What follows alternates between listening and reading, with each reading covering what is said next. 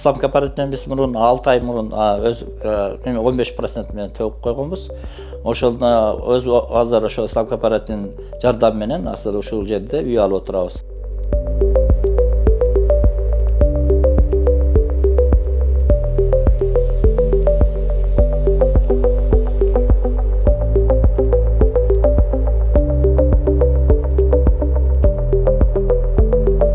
Ben İslam kooperativi jönүндө мынагу интернеттен окуп, анан кийин өзүм теге мекемеге барып сүйлөшүп, анан алардын условиясын көрүп, анан ошого сүйлөшүп анан алдым да. Анын мүмкүнчүлүктөрү да жакшы. Мисалы үчүн, эси каражаттан төгө албай турган болсоң, аны узартууга да мүмкүнчүлүктөрү бар экен. Ошол жактары бизге аябай жакты.